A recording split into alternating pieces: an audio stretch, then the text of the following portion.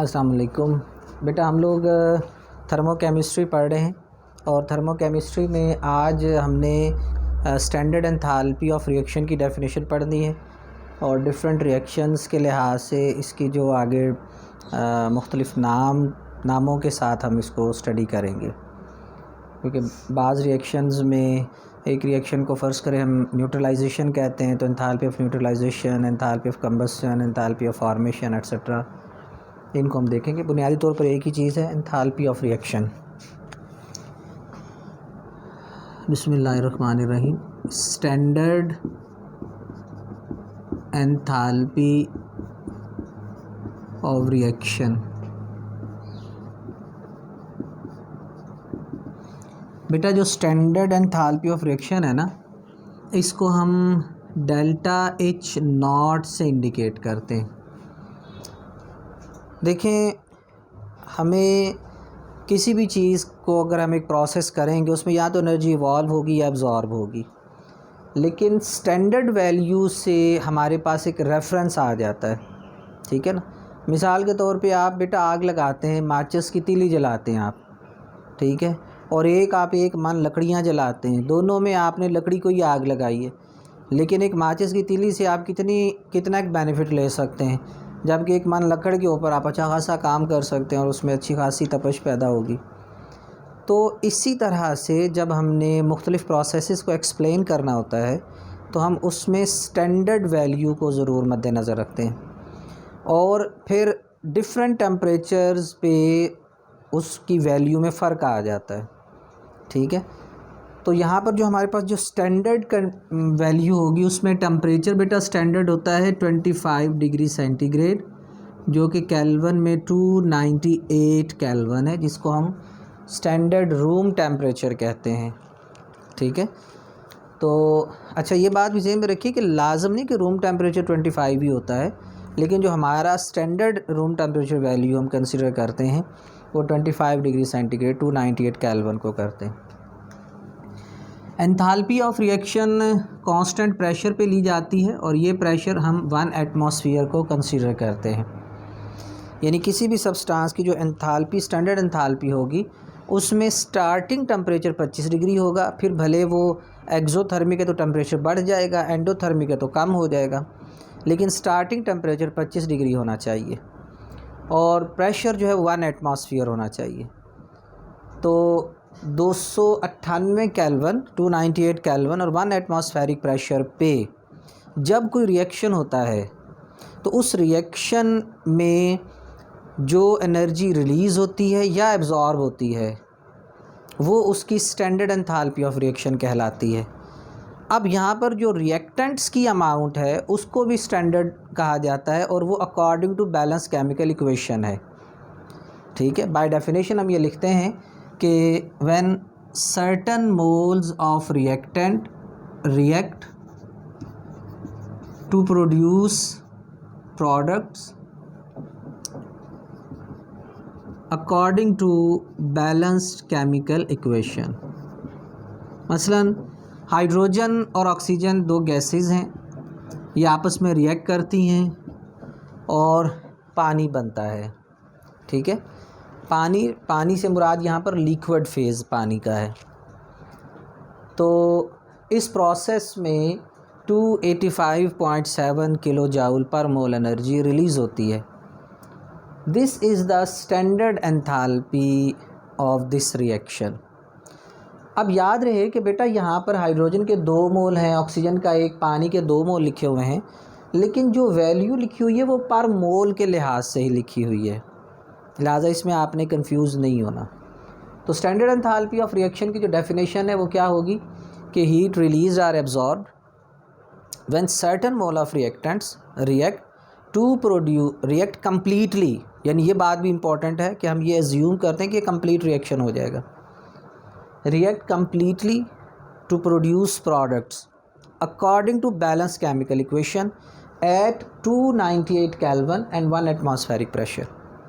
The starting temperature must be 25 degree centigrade. Different भी हो सकता है, लेकिन फिर वो हमारी वैल्यूज़ में थोड़ा सा फ़र्क आ जाता है, ऐसा नहीं है कि वो स्टार्टिंग टेम्परेचर 25 होगा तो तभी हम ये काम कर सकते हैं। डेफिनेटली हमारे पास जो टेम्परेचर, हमने तो उसी के लिहाज से काम करना है लेबॉर्ट्री में, लेकिन उसकी वैल्यू फिर पूरी मैच नहीं करेगी, ठीक है ना, क्योंकि डिफरेंट टेम्परेचर रेंजेस में वैल्यूज़ में फ़र्क आ जाता है। तो बेटा स्टैंडर्ड एंथैल्पी ऑफ रिएक्शन जो है, अब इसमें बुनियादी एक बात समझाने वाली है, वो ये कि एंडोथर्मिक प्रोसेसेस जब होते हैं, एक्सोथर्मिक में ये नेगेटिव होती है और एंडोथर्मिक में पॉजिटिव होती है। अब इसको बेटा यहाँ पर एक्सप्लेन कर लेते हैं सिंपल से ग्राफ से। हम एक ग्राफ बना लेते हैं एक्सो के लिए और एंडो के लिए।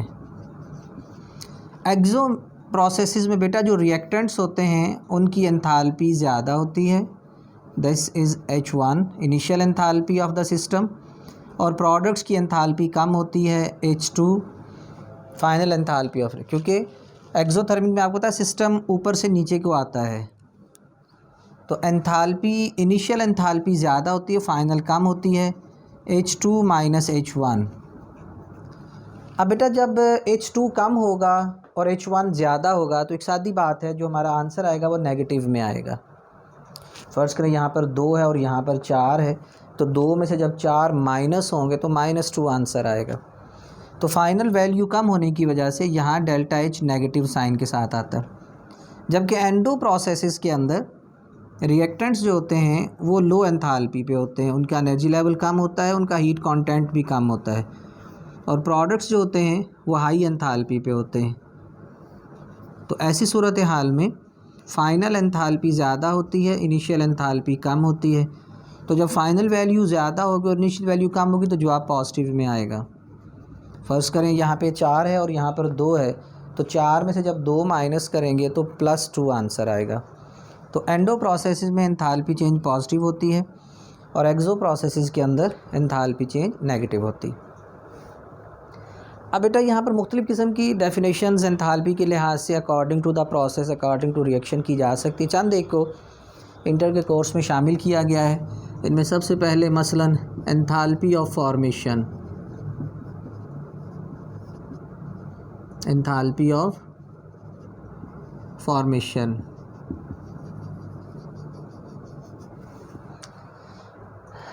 एंथैल्पी ऑफ फॉर्मेशन क्या चीज़ है? फॉर्मेशन डेफिनेटली प्रोडक्ट्स फॉर्म हो रहे होते हैं, तो यहाँ पर we are concern with products. तो जब हमारा कंसर्न प्रोडक्ट है तो बेटा हमने प्रोडक्ट के 1 मोल को कंसीडर करना है। रिएक्टेंट के भले 3 मोल इस्तेमाल हो रहे हों, रिएक्टेंट का भले आधे मोल इस्तेमाल हो रहे हों, प्रोडक्ट का 1 मोल होना चाहिए, ठीक है। इक्वेशन इस तरह डिज़ाइन करनी है कि प्रोडक्ट का 1 मोल बने, ठीक है। मसलन मैं इसी इक्वेशन की अगर एग्जांपल देता हूँ तो यहाँ प्रोडक्ट के 2 मोल्स बन रहे हैं, पानी के 2 मोल्स बन रहे हैं। तो अगर मैंने इसी एग्जांपल को एंथैल्पी ऑफ फॉर्मेशन में कोट करना है तो मैं यहाँ पानी का 1 मोल कंसीडर करूँगा और रिएक्टेंट्स को उस लिहाज से एडजस्ट कर लूँगा। कैसे? मैं लिख दूँगा कि हाइड्रोजन और ½ मोल ऑक्सीजन मिलके 1 मोल पानी बनाएंगे। एंथैल्पी ऑफ रिएक्शन तो वही होगी 285.7 किलो जाउल पर मोल। अच्छा, ये क्या याद रहे कि ये जाउल का J कैपिटल होता है। तो हाइड्रोजन एंड ऑक्सीजन आपस में रिएक्ट करते हैं और 1 मोल ऑफ प्रोडक्ट बनाते हैं, तो जो एनर्जी रिलीज़ होगी वो इसकी एंथैल्पी ऑफ फॉर्मेशन कहलाएगी। एंथैल्पी ऑफ फॉर्मेशन की शर्त ये होती है कि एलिमेंटल कंपोनेंट्स होने चाहिए, एलिमेंटल कंपोनेंट्स होने चाहिए, ठीक होगी बात। मिसाल के तौर पे अगर हम बहुत सारे हमारे पास सब्सटेंसेस ऐसे हैं जो डायरेक्ट अपने एलिमेंटल कंपोनेंट से मिलके नहीं बनते, ठीक है ना। मसलन मीथेन है, CH4 है, ये कार्बन और हाइड्रोजन के डायरेक्ट कम्बिनेशन से नहीं बनती। ऐसे बहुत सारी मिसालें हैं। तो ऐसे सब्सटेंसेस के लिए फिर एंथैल्पी ऑफ फॉर्मेशन मालूम नहीं की जा सकती डायरेक्टली, उसे फिर मालूम किया जाता है इनडायरेक्ट मेथड से। वो हम आगे पढ़ेंगे, हेसिस लॉ को इस्तेमाल करते हैं। तो हेसिस लॉ से फिर हम उसको इनडायरेक्टली मालूम करते हैं, डायरेक्टली मालूम नहीं कर सकते। And this is a limitation of thermochemistry. Thermochemistry के ये एक नक्स भी है कि हम तमाम सब्सटेंसेस के लिए एंथैल्पी ऑफ फॉर्मेशन को कैलकुलेट नहीं कर सकते, क्योंकि तमाम सब्सटेंसेस अपने एलिमेंटल कंपोनेंट से मिलके नहीं बनते, कुछ बनते हैं, ज़्यादातर ऐसे हैं जो नहीं भी बनते। मैग्नीशियम और ऑक्सीजन आपस में रिएक्ट करते हैं, मैग्नीशियम ऑक्साइड बनता है, ठीक है। Magnesium burn in air, magnesium oxide बनाएगी। इस रिएक्शन की एंथैल्पी 692 किलो जूल पर मोल है। बर्निंग प्रोसेस है, एक्सोथर्मिक प्रोसेस है, ठीक है। ये एंथैल्पी ऑफ फॉर्मेशन में है इसका, ठीक है। मैग्नीशियम से मैग्नीशियम ऑक्साइड बनेगा और जो एनर्जी रिलीज़ होगी वो 692 किलो जूल पर मोल प्रोड्यूस होगी। सो एंथैल्पी ऑफ फॉर्मेशन में we are concern with 1 mole of products, ठीक है।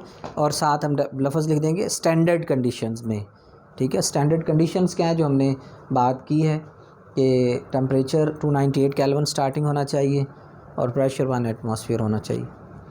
उसके बाद एंथैल्पी ऑफ एटोमाइजेशन की डेफिनेशन है, enthalpy of atomisation.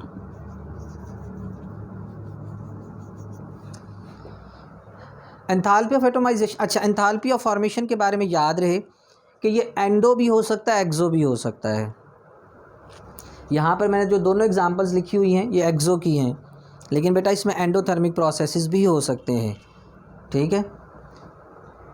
Enthalpy of formation enthalpy of atomisation को हम डेल्टा H नॉट और यहाँ बेस में F लगा देते हैं। This is representation for standard enthalpy of formation. उसके बाद एंथैल्पी ऑफ एटोमाइजेशन आ जाएगा, इसको डेल्टा H और बेस में AT लगा देते हैं, atomisation, enthalpy of atomisation. Enthalpy of atomisation क्या है कि हमने 1 मोल एटम बनाने, 1 मोल एटम बनाने। अगर एक मॉलिक्यूलर सब्सटेंस है तो फिर उसका भले हाफ मोल इस्तेमाल हो, ठीक है जी। एटम 1 मोल बनना चाहिए। फॉर एग्ज़ाम्पल हाइड्रोजन गैस है, डाइएटॉमिक मॉलिक्यूल होते हैं इसके हाफ मोल को जब हीट करेंगे तो 1 मोल एटम बनेगा, ठीक है। तो इसको एटोमाइज़ करने के लिए जो एनर्जी दरकार होती है ये 218 किलो जूल पर मोल है। आगे हम इसी चैप्टर में पढ़ेंगे भी, सोडियम सॉलिड से वेपर फेज़ में ले जाएं तो enthalpy of atomisation 108 kilo joule पर मोल है, ठीक होगी बात। क्लोरीन के लिए हाफ मोल क्लोरीन को एटोमाइज़ करें तो 1 मोल एटम बनेंगे और इस प्रोसेस की जो एनर्जी है वो 121 किलो जूल पर मोल है। तो एंथैल्पी ऑफ एटोमाइजेशन से मुराद होगा किसी एलिमेंट के एटम बनाने, एटोमाइज़ करना है उसको, एटॉमिक 1 मोल एटम बनाने स्टैंडर्ड कंडीशन पे, तो जो एनर्जी एब्जॉर्ब होगी, सादी बात, जब हमने उसे एटोमाइज़ करना है तो उसके इंटरमॉलिक्यूलर फोर्सेज या उसके बॉन्ड्स को ब्रेक करना है। तो जब उसके बॉन्ड्स ब्रेक होंगे तो बेटा उन्हें एनर्जी एब्जॉर्ब होगी तो बॉन्ड ब्रेक होते हैं। उसके बाद बारी आ जाती है हमारे पास एंथैल्पी ऑफ न्यूट्रलाइजेशन।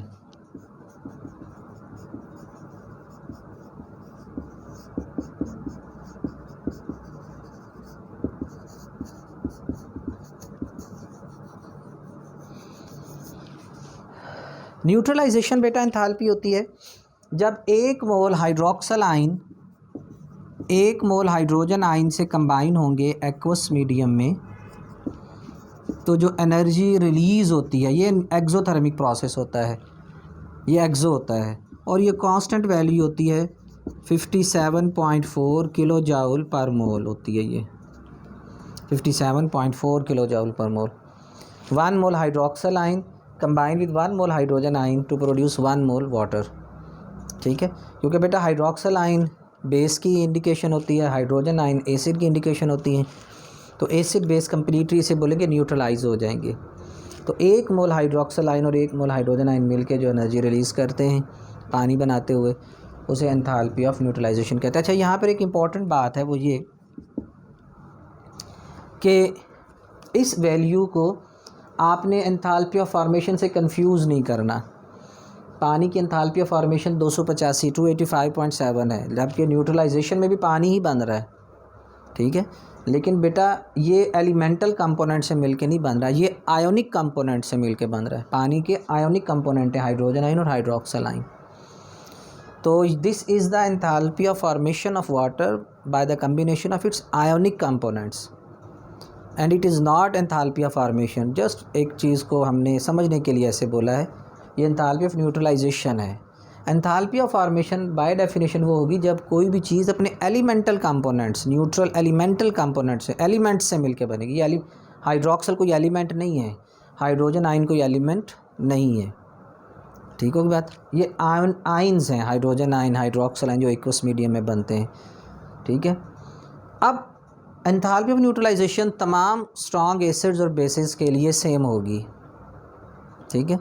उसकी वजह ये होती है कि फॉर एग्ज़ाम्पल बेटा आप सोडियम हाइड्रोक्साइड और HCl का रिएक्शन करवा रहे हैं, या पोटाशियम हाइड्रोक्साइड और नाइट्रिक एसिड का लेट्स सपोज रिएक्शन करवा रहे हैं। अब बेटा जो असल रिएक्शन होता है वो हाइड्रोजन आइंस और हाइड्रोक्सल आइंस का होता है, जबकि एक्वस मीडियम में सोडियम आइंस भी फ्री होते हैं और क्लोराइड आइंस भी फ्री होते हैं। ये आपस में केमिकली कंबाइन नहीं हो रहे होते। केमिकल कॉम्बिनेशन जो हो रहा होता है वो हाइड्रोजन और हाइड्रोक्सल का हो रहा होता है।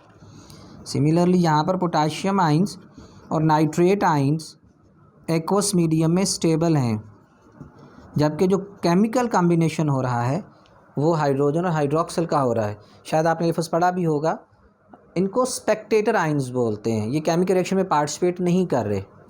तो किसी भी स्ट्रॉन्ग एसिड और बेस के रिएक्शन में जो रिएक्शन हो रहा होता है वो हाइड्रोजन और हाइड्रोक्सल का हो रहा होता है। लिहाजा this is constant value for all neutralisation reaction of strong acid and bases. Strong acid और बेस का जब कंप्लीट न्यूट्रलाइजेशन रिएक्शन होगा तो वो कोई भी एसिड बेस है उसकी वैल्यू 57.4 किलो जूल पर मोल ही होती है। ठीक हो गया। अब लेबॉर्ट्री में ये फर्स्ट ईयर में प्रैक्टिकल में भी इस्तेमाल किया जाता है, तो ये वैल्यू 58 आ जाती है, 58.5 आ जाती है। तो वजह क्या है कि हमारे पास वो स्टैंडर्ड कंडीशंस वहाँ पर अवेलेबल नहीं होती। ठीक है ना। हमारा स्टार्टिंग टेम्परेचर हो सकता है 30 डिग्री होगा, 35 होगा। ठीक है। और फिर इतनी एक्यूरेसी भी कई दफ़ा नहीं आ रही होती, लेकिन स्टैंडर्ड कंडीशन के साथ यही जवाब आएगा -57.4 for all strong acid and bases neutralisation reaction में। ठीक। उसके बाद है enthalpy of combustion. Enthalpy of combustion बेटा बाज़ रिएक्शन कंबस्शन रिएक्शंस होते हैं, चीज़ों को आग लगती है, कागज़ है, ऑर्गेनिक कंपाउंड्स हैं, ठीक है ना, इन्हें आग लगती है। तो किसी सब्सटेंस का अगर 1 मोल कम्प्लीटली बर्न होता है, 1 मोल कंप्लीट बर्न, अब उसकी 1 मोल की बर्न कंप्लीट बर्न में ऑक्सीजन 3 मोल लगते हैं, 1 मोल लगते हैं, 20 मोल लगते हैं, ऑक्सीजन का कोई नहीं इसमें, उस सब्सटेंस का 1 मोल बर्न होना है। और प्रोडक्ट्स के भी जितने मोल बन रहे हैं वो अलग बात है। जो बर्न हो रहा है, जिसकी कंबस्शन हो रही है, उसका 1 मोल होना चाहिए। तो 1 मोल की कंप्लीट कंबस्शन में जो एनर्जी रिलीज़ होगी, क्योंकि कंबस्शन जलने का अमल है और जलने का अमल एक्सोथर्मिक होता है, एनर्जी रिलीज़ होगी। तो जितनी एनर्जी रिलीज़ होगी वो उसका एंथैल्पी ऑफ कंबस्शन कहलाती है। मिसाल के तौर पर एथानॉल है, C2H5OH है, ये बेटा 3 मोल ऑक्सीजन के साथ कम्प्लीटली बर्न करता है, 2 मोल कार्बन डाइऑक्साइड के और 3 मोल वाटर बनेगा। ठीक है। इस रिएक्शन में जो एनर्जी रिलीज़ होती है वो है 1368 या 67 किलो जूल पर मोल, 1367 किलो जूल पर मोल एनर्जी रिलीज़ होती है। कब? जब 1 मोल एथानॉल कम्प्लीटली बर्न होगा in the presence of oxygen, तो एनर्जी रिलीज़ होगी 1367 किलो जूल पर मोल, एंथैल्पी ऑफ कंबस्शन। ठीक है। और ये उसी तरह not applicable for all type of compound, क्योंकि हर चीज़ को आग तो नहीं ना लगती, तो जो चीज़ें जल सकती हैं उनके लिए है ये। उसके बाद है enthalpy of solution. Enthalpy of solution बाज़ चीज़ों को बेटा पानी में या किसी लिक्विड में डिज़ोल्व करते हैं तो एक्सोथर्मिक प्रोसेस होता है, बाज़ का एंडोथर्मिक प्रोसेस होता है। जैसे मैंने इससे पहले लेक्चर्स में भी जब एंडो और एक्सो की बात की थी तो आपको बताया था कि बेटा बाज़ चीज़ें पानी में डिज़ोल्व होती, पानी ठंडा हो जाता है, बाज़ पानी में डिज़ोल्व होती, पानी आपने चूना आम तौर पे देखा ही होगा, चूने को पानी में गिराती पानी उबलना शुरू हो जाता है। सल्फ्यूरिक एसिड को पानी में मिलाएं, पानी अपने बॉइलिंग पॉइंट से ऊपर 120 डिग्री तक गर्म हो जाता है, लेकिन बाज़ ही पानी में डिज़ोल्व करें पानी ठंडा हो जाता है। ठीक है, तो जिस वक्त किसी चीज़ को पानी में डिज़ोल्व किया जाए या जब सोल्यूट किसी सॉल्वेंट में डिज़ोल्व होता है तो जो एनर्जी रिलीज़ या एब्जॉर्ब होती है दोनों हो सकती हैं। ये एक्सो भी हो सकता है, एंडो भी हो सकता है, depending upon the nature of solute and solvent. तो सोल्यूट और सॉल्वेंट को मिक्स करने से जो एनर्जी रिलीज़ हो रही होती है या एब्जॉर्ब हो रही होती है वो एंथैल्पी ऑफ सोल्यूशन कहलाती है। लेकिन यहाँ पर भी एक इम्पॉर्टेंट बात है कि बेटा जो सोल्यूशन बनना होता है वो इन्फिनिट डाइल्यूट सोल्यूशन होता है। ठीक है, इसमें 1 मोल सोल्यूट इस्तेमाल होगा, 1 mole solute dissolve in excess of solvent, solute का 1 मोल एक्सेस ऑफ सॉल्वेंट। कितनी एक्सेस होनी चाहिए कि इनफिनिट डाइल्यूट सोल्यूशन बने, इनफिनिट डाइल्यूट सोल्यूशन बने। अब बेटा ये थोड़ी सी समझने वाली बात है। होता ये है कि हम आम तौर पर ये समझते हैं कि जब एक सॉल्वेंट में हम सोल्यूट मिलाते हैं तो वो मिक्सचर ठंडा या गर्म हो जाएगा, हम और सोल्यूट मिलाएंगे वो मज़ीद ठंडा या गर्म हो जाएगा। लेकिन अगर बेटा हम सोल्यूट ना मिलाएं बल्कि हम सॉल्वेंट ऐड कर दें तो तब भी टेम्परेचर चेंज होता है। वजह ये होती है कि जब हम सॉल्वेंट को भी ऐड करेंगे ना, फॉर एग्ज़ाम्पल आप पानी को ऐड कर रहे हैं, आप पानी और सल्फ्यूरिक एसिड में सल्फ्यूरिक एसिड को नहीं ऐड कर रहे बल्कि पानी को ऐड कर देते हैं। ठीक है, एक तो ये कि आपने पानी में थोड़ा सा सल्फ्यूरिक एसिड मिलाया, टेम्परेचर बढ़ गया। ठीक है, अब दूसरी इंपॉर्टेंट बात यह है कि आप उसमें सल्फ्यूरिक एसिड मिलाएंगे तो पानी तो गर्म हो, वो सोल्यूशन गर्म होगा ही होगा, ये तो एक ज़हन भी मान रहा है। लेकिन अगर बेटा हम सल्फ्यूरिक एसिड नहीं पानी को उसमें ऐड करें तो तब भी हीट चेंज वाक़या होती है। ठीक है, उसकी वजह क्या है, जब हम सॉल्वेंट को भी मिलाते हैं तो सॉल्वेंट के पार्टिकल अपनी जगह बनाते हैं, तो जो सोल्यूट और सॉल्वेंट के पार्टिकल से वो दोबारा स्पेस बना के दोबारा से रीअरेंजमेंट होती है और इस प्रोसेस में दोबारा हीट चेंज वाक़या होती है। ठीक होगी बात। अब हम सॉल्वेंट और ऐड कर दें, सॉल्वेंट और ऐड कर दें, एक वक्त आएगा कि मज़ीद सॉल्वेंट ऐड करने से कोई डिटेक्टेबल हीट चेंज वाक़या नहीं होगी। वो स्टेज इन्फिनिट डाइल्यूशन कहलाती है, वो स्टेज इन्फिनिट डाइल्यूशन कहलाती है। देखा ये गया है कि आम तौर पर ये स्टेज 1 मोल सोल्यूट के साथ तकरीबन 800 से लेके 1000 मोल सॉल्वेंट इस्तेमाल करना पड़ता है। ठीक है, तो 1000 मोल का मतलब ये है कि पानी के 1 लीटर में पानी के 55.5 मोल होते हैं। पानी 1 लीटर पानी हो उसमें 55.5 मोल होते हैं, तो 1000 लीटर में तकरीबन 17-18 लीटर पानी बन जाएगा। 1 मोल सोल्यूट होगा लेकिन सॉल्वेंट एक्सेस में इस्तेमाल किया जाता है। ठीक है, इसका जब हम सोल्यूशन वाला करते हैं इसका एक टिपिकल फार्मूला, उस फार्मूले में हम वैल्यू पुट करके वैसे तो मालूम कर लेते हैं कैलोरीमीटर के साथ, लेकिन by definition enthalpy of solution क्या होगी कि 1 मोल ऑफ सोल्यूट डिज़ोल्व किया जाता है एक्सेस ऑफ सॉल्वेंट में to prepare infinite dilute solution. तो जो एनर्जी रिलीज़ या एब्जॉर्ब होगी वो बेटा उसकी एंथैल्पी ऑफ सोल्यूशन कहलाती है। ठीक होगी बात। बाज़ की एंथैल्पी ऑफ सोल्यूशन जो है वो माइनस में होती है, बाज़ की पॉजिटिव में होती है।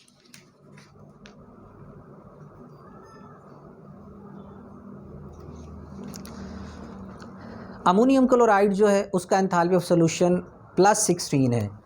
अमोनियम क्लोराइड को पानी में जब डिज़ोल्व करते हैं तो 16.2 किलो जूल पर मोल है, इसका एंथैल्पी ऑफ सोल्यूशन पॉजिटिव है। जबकि सोडियम कार्बोनेट को जब पानी में डिज़ोल्व किया जाता है तो 25 किलो जूल पर मोल एनर्जी रिलीज़ होती है। तो अमोनियम क्लोराइड का एंथैल्पी ऑफ सोल्यूशन एंडोथर्मिक है, ये जब पानी में डिज़ोल्व होगा पानी ठंडा हो जाएगा, और सोडियम कार्बोनेट जब पानी में डिज़ोल्व होगा तो पानी गर्म हो जाता है। ठीक है, इसे बेटा आप लोग पढ़ें, याद करें। अल्लाह आपको अपनी हिफाजत अमान में रखे। अस्सलाम वालेकुम रहमतुल्लाहि व बरकातहू। इसके एंड में